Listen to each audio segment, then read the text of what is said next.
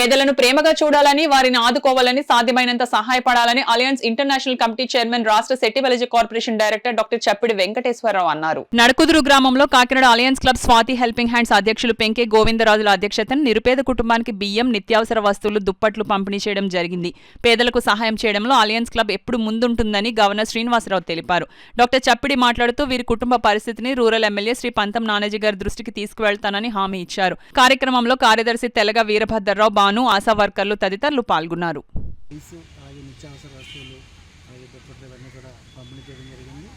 ఎందుకంటే ఇటువంటి వారికి సహాయం చేయడం అనేది చాలా చాలా మంచిది. కారణం ఏంటంటే వీళ్ళు ఇప్పుడే చూసాం, వీళ్ళ పరిస్థితి ఎలా ఉందంటే చెట్టు కింద ఉండి ఇలా గుళ్ళో పడుకోవడం అనేది కొంచెం చాలా బాధాకరంగా ఉంది.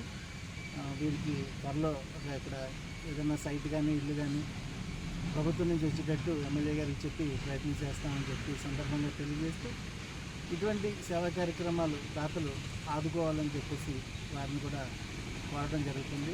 ముఖ్యంగా మా అలయన్స్ గవర్నర్ వనం శ్రీనివాస్ గారికి, ఒక నిరుపేద మహిళ, ఆవిడ హెల్త్ పరంగా కూడా చాలా చిక్కా ఉన్నారు. ఆవిడ మెడిసిన్ కూడా వాడుతున్నారు.